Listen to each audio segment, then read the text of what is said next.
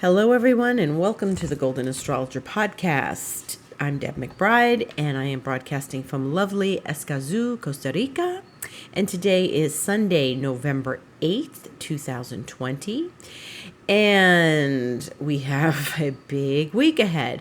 And actually, the rest of the month is a big week ahead. So let's start with this week and handle 1 week at a time. Some very major things are going to happen astrologically this week. First of all, you'll recall that Mars has been retrograde and it is going direct. Finally, this week. Yay! Yay. So it's been retrograde since September 9th. It is going direct on Friday the 13th at 7:36 p.m. Eastern Time at 15 degrees of Aries. Now, if you know your chart and you know that you have something at 15 degrees of Aries or 15 degrees Capricorn, Libra, or Cancer, then you probably are going to feel this. And, we're all going to feel it anyway, but the most important thing is that we're finally going to start getting our energy back because it's been a bit of a tedious and intense retrograde. Now, when Mars first started traveling through Aries, it's been months. It's going to ultimately have spent 6 months in Aries before it goes into Taurus in January. But it is, I think it went in June or so, and by the time it got to August, it was attacking, because it's Mars, attacking those planets in Capricorn, the 3 planets in Capricorn. And anything that circled through a cardinal sign, like the moon or Mercury or anything, and now Venus, we're gonna feel it attach itself to Mars. So Mars was squaring, Jupiter, and then squaring Pluto, and then squaring Saturn in August. And so I think August was a pretty intense month. And then what happened was September rolled around and Mars went backwards and didn't really touch those planets again until the last days of September, when it squared Saturn. And then as we got into October, it squared Pluto, and then it went back and squared Jupiter. And so October was a rerun of what we experienced in August, just really more of the second layer, the second chapter. And so it has been one thing after another. And, every week we get the moon in one of those cardinal signs, and it has been triggering Mars and then triggering the Capricorn planets. So this has been intense, and, we learn lessons from these things. We find our empowerment. We, re-find our empowerment, and we experience things that could be making us hot under the collar. And finally, we really couldn't do anything about it because we, as I give advice, you don't initiate a fight under a Mars retrograde. And so the hard part about this has been, sort of knowing what's going on, but also taking the high road and really being aware of your own temper and emotions and how you are using that energy, because it's really not it's not been a fun ride. This is, first of all, a lot of people told me they felt exhausted. I've been exhausted. People felt defeated. People felt they just couldn't continue, the same thing. And I agree. You get hit once with it, then you get hit again with it, and you just keep getting hit. And how are you supposed to recover from this? One thing after another. So we're finally going to go into our recovery, and Mars will go direct on Friday evening in New York time, or Eastern Standard Time, because now we're in Standard Time. And what's going to happen is that eventually, once we get into December, Mars will find its way back to Pluto and make another square. But Jupiter and Saturn will have moved on, and they won't be part of this like a week of squares that we get every time a cardinal sign is visited by a planet. So what's going to happen is Mars is going to hit Pluto by a square in December, but we're not there yet, so we're not going to worry about that just yet. And it's, it takes a while when a planet goes retrograde and then stations direct. It has to sort of, it's like got to get its get up and go back. It's like turning your car around. It's like, okay, now we have to make a U-turn, and that takes a few minutes, to make the U-turn. So this is what Mars is doing. It's making the U-turn, and it's going to take a little while for it to get off that 15-degree point. So it's going to be a good, week or so, or a few days that it will stay at 15 degrees, and just don't worry about it, and then it'll start to move. And we'll really start to feel our energy starting, coming back as Mars moves forward. And it's not going to be bang, it's direct, and hey, let's go assert. It's not going to feel like that. We're just, sometimes we're in a stupor after a Mars retrograde. And, it's retrograde for 2 months. It's like, all right, I've had enough. I'm just exhausted. Just please, just let me go to bed and not think about this anymore. And one of the things that we have to do when Mars goes direct is we have to shake it out, so that's what's going to happen next weekend. And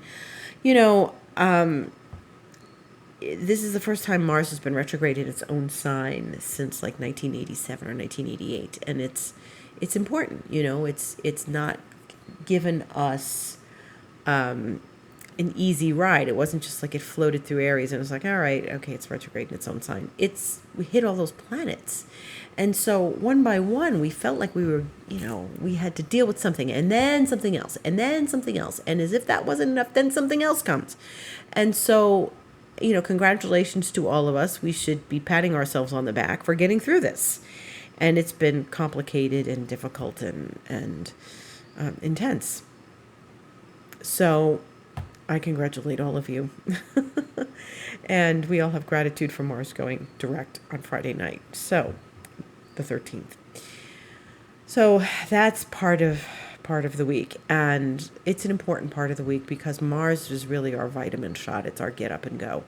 And, now you can go out after that and buy your new car, buy your new computer, get your new equipment, get a new lawnmower, and think about how you are moving forward in your life.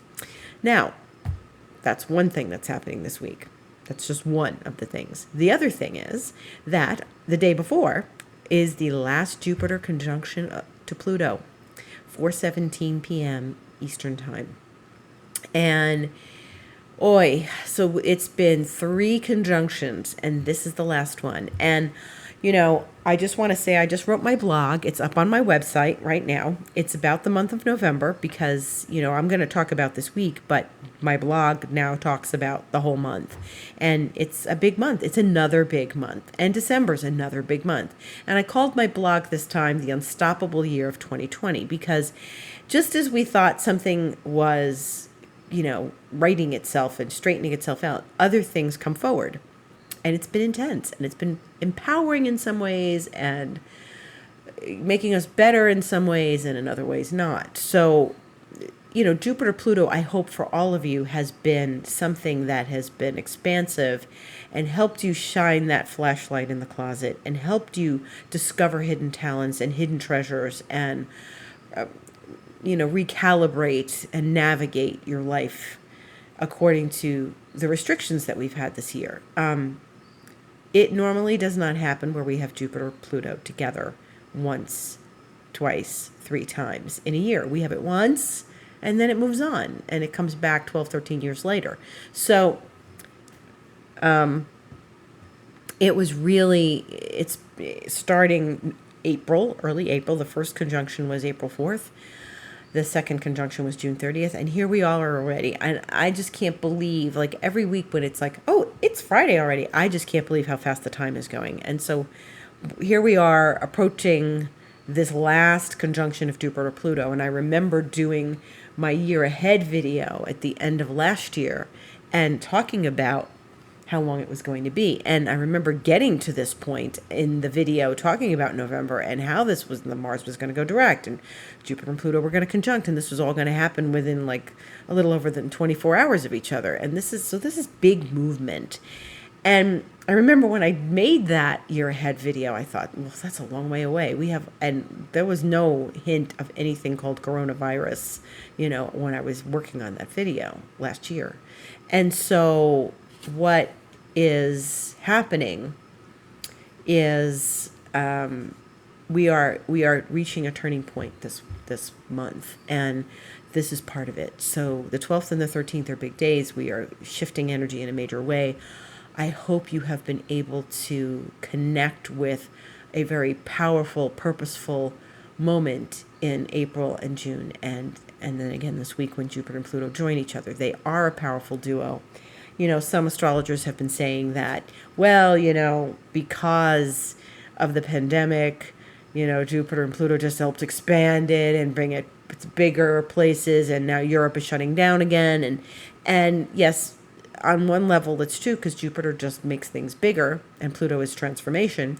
But more importantly, for us personally, we have to figure out, the navigation of all of this in our lives. And so wherever you have Capricorn, Jupiter and Pluto are getting together again for the last time.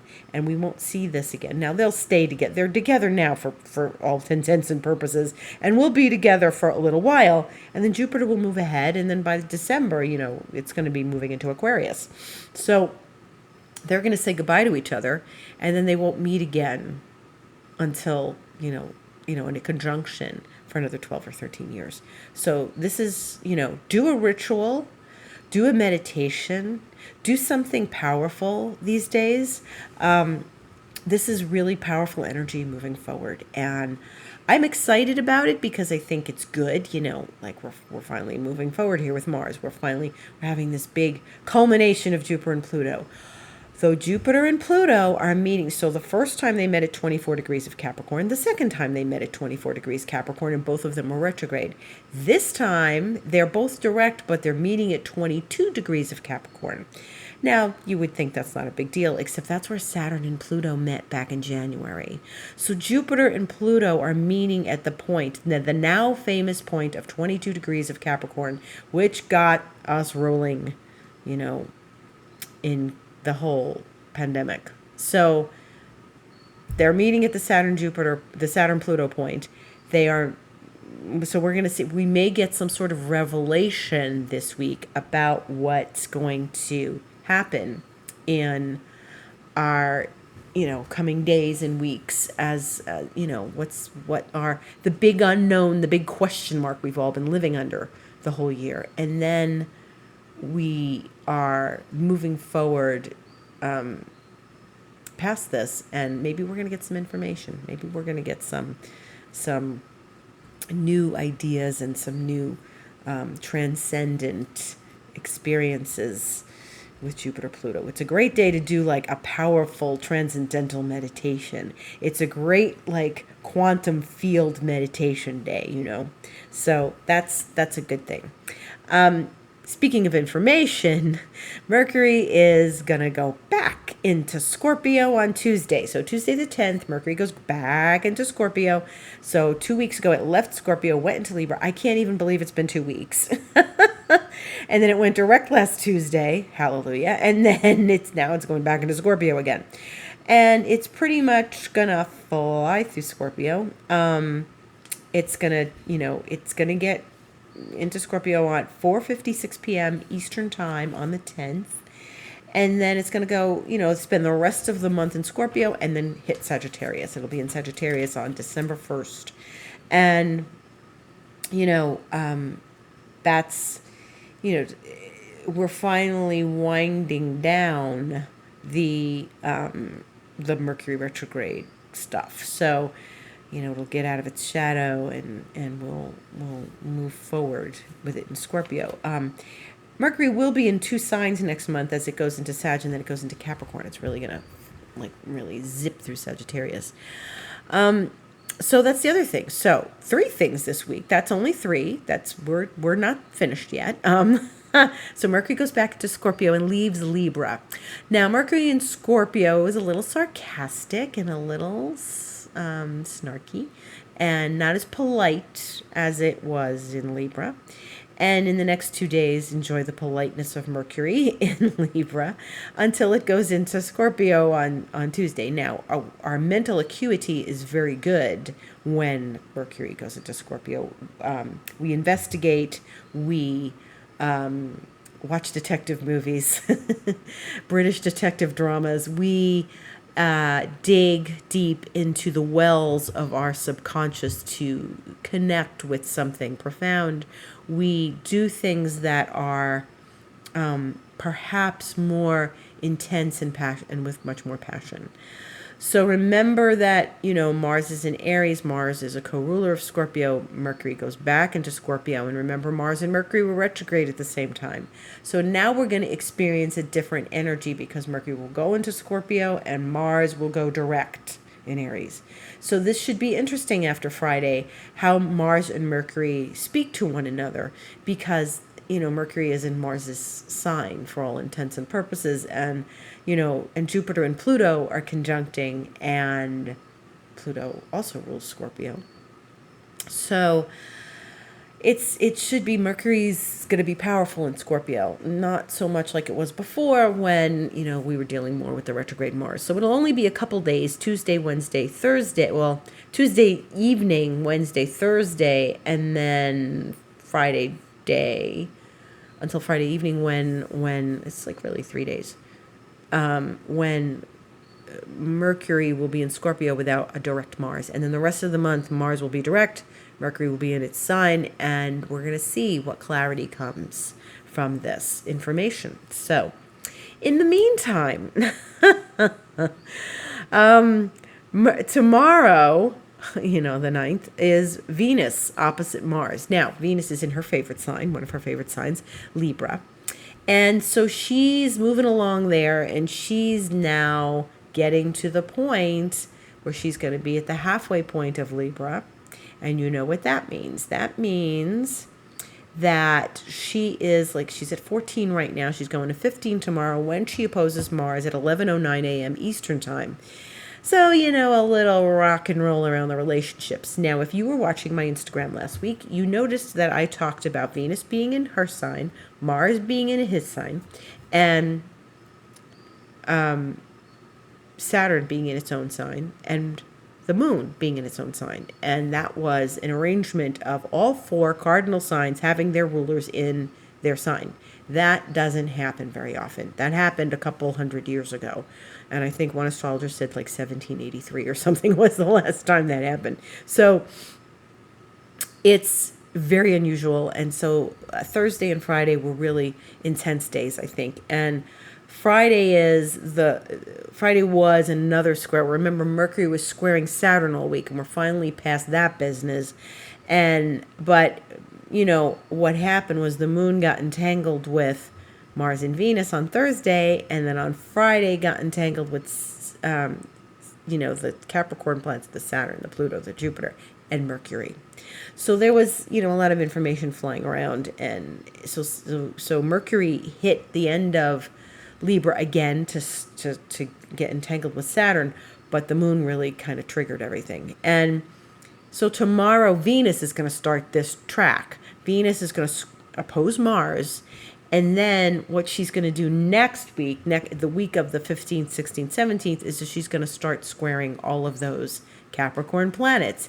And this should really be the last planetary square while those planets, except for the moon, the moon's going to do it for a while, for the next weeks. But as long as those 3 planets are in Capricorn, Jupiter, Saturn, Pluto, this Venus that's coming the third week of November here, beginning the 15th, next week, that's the last time one of the inner planets is going to square those planets, because Mercury's done, and the Sun is done, and Mars, remember, is only going to hit Pluto, and then it'll deal with Saturn and Jupiter when they're in Aquarius back next January. So this week of, of squares that'll come, we'll talk about on next week's podcast, because that's going to be talking about relationships. And there's always so much to dig into with relationships. So tomorrow starts part of it, because Venus and Mars will oppose. So you might feel a little edgy around relationships, or maybe you have been already, because the moon triggered these guys last Thursday. So it's all going to be a big, big, intense week again. In the meantime, the sun gets busy, because the sun is going to trine Neptune on Tuesday, which is lovely. It's in Scorpio. It's going to make a good aspect to Neptune. So that's positive. The sun is also going to, since it's in Scorpio, it makes good aspects to Capricorn. And so on Saturday the 14th, it'll do some nice things to Pluto and Jupiter. It's going to make a nice sextile to Pluto and Jupiter, which will have just conjunct.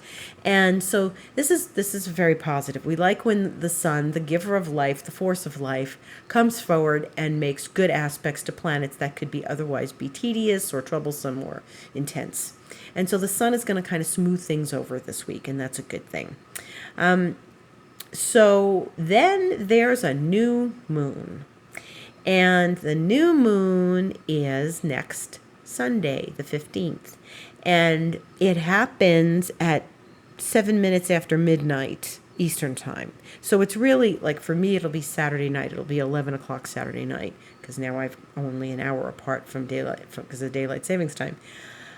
But it's an interesting, so it's an interesting new moon, because one of the things that's going to happen is that this new moon, so it's at 23 degrees of Scorpio. So if you have something at 23 Scorpio, it could easily touch your planet. It's going to touch your planets.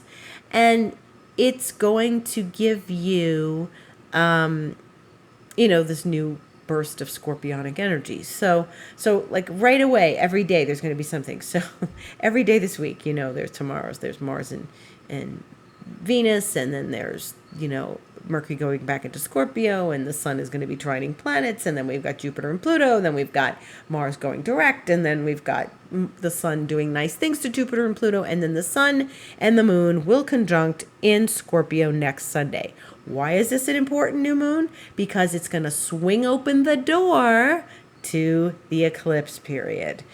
Okay, yes, I said it. I said the word eclipse. Yeah. Eclipses already. Can you believe it? Why so soon? Well, let's see. The last eclipse was in July, so that was August, September, October, November. That's now 4 months. Well, I thought eclipses were 6 months apart. Yeah, usually they are. But what's happened is there's a couple things. One is that there were 3 eclipses, and they were in June and July. And since there were 3 eclipses, that extended the eclipse period back in June and July by several weeks, because of the 3rd eclipse, which is unusual, but we knew that there were going to be a lot of eclipses this year. So that's one thing. The other thing is the nodes changed signs earlier this year, and so now they're Gemini and Sagittarius. They're no longer Capricorn, Cancer, and the first eclipse is lunar. It's a full moon, and it's in Gemini. The moon will be in Gemini on the 30th of November. So there's lots going on this month. But this new moon on Sunday the 15th, a week from today, and we'll talk about it more next week, is swinging open the door to the eclipse period. So if you have not heard me say this before, I will say it again.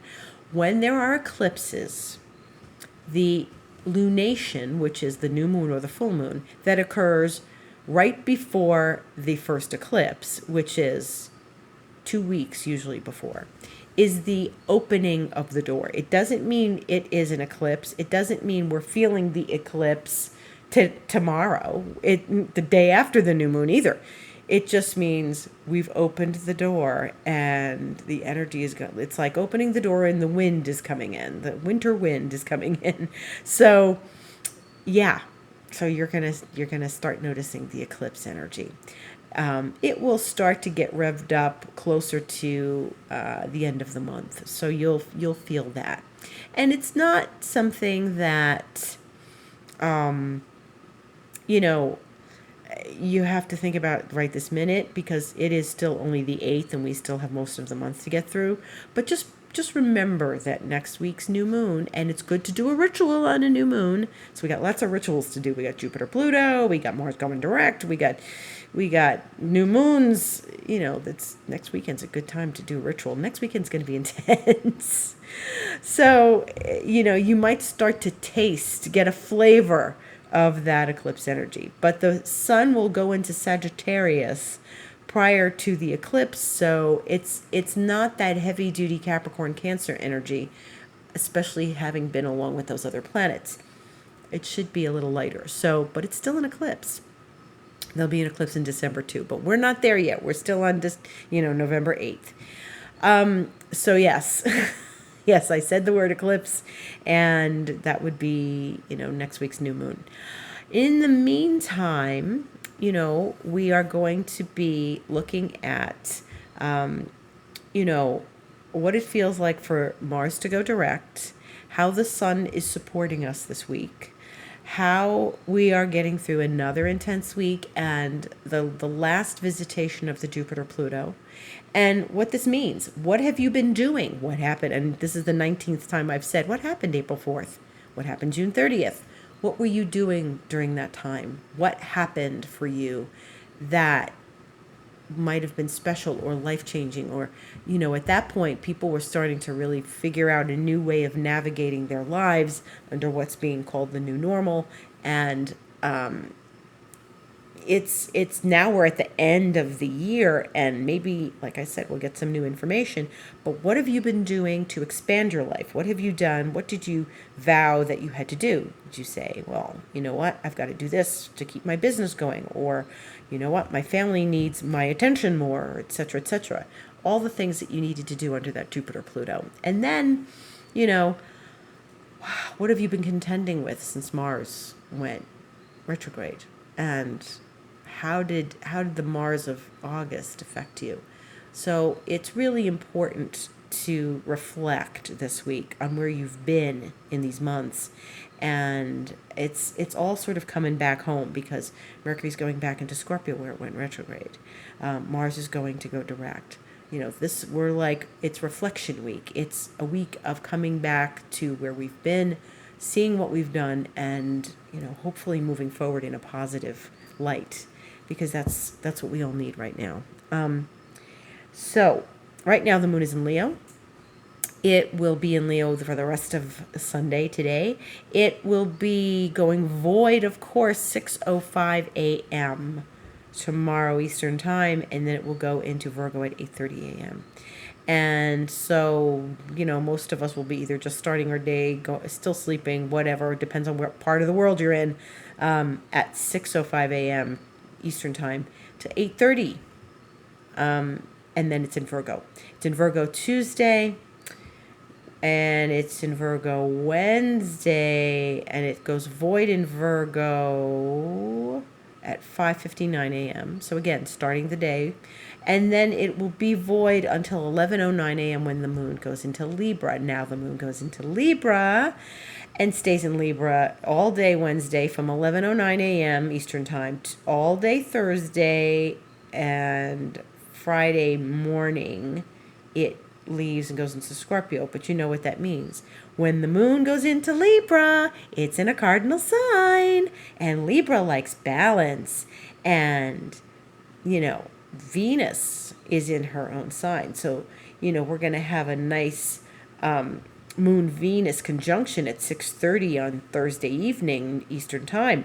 But the moon is going to trigger those planets once again. And, it will be nice. It'll conjunct Venus, not long after the Jupiter-Pluto conjunction. But then it's going to square Pluto. at midnight. Then it's gonna go like in the wee hours. It's gonna square Jupiter, and then it's gonna square Saturn, and then it's gonna conjunct Mercury when it goes into Scorpio later in the day. But it will go into Scorpio at 11:19 a.m. It will be void for about 5 hours, from like 6:30 till 11:19. So, Friday morning, you're not going to feel like doing much. The last aspect the moon makes before it goes void is the square to Saturn. So it's going to be a little bit of a jumble again at the end of the week. See, this is how it keeps landing. Thursday and Friday, the cardinal moon comes, and we get a jolt of that Capricorn cluster. And then it goes into Scorpio, 11:19 a.m. Eastern Time, stays there Saturday, Sunday, goes void 6:13 a.m. and then goes into Sagittarius at 10:47 a.m. Eastern. But it'll be new. It'll be the new moon before it goes void or anything. 6 hours, or 6 good hours or so, 6 or 7 hours before it goes void. So there you have it. There's our week. So I am pleased to tell you that Mars is going direct. And I think we're going to have, things are going to start getting clear, and hopefully, moving in a direction that we need to navigate some more, but still maybe a little more positive than it's been. I thank you for listening. My name is Deb McBride. I offer astrological consultations. That is what I do. And I am a professional astrologer for several decades. And you can book a session with me on my website, thegoldenastrologer.com. You just click on book online and book a session. And it's great fun and also fascinating and interesting and deep. I am available on Instagram at The Golden Astrologer, and where I make little videos of me doing my thing, talking about astrology. There's this podcast, which I do every Sunday. My Twitter is at DebAstrology, and you can also buy astrocartography reports on my website if you'd like.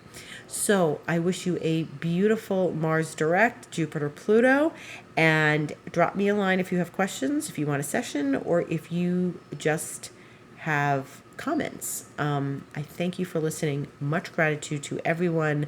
See you on the new moon next Sunday. Have a beautiful week.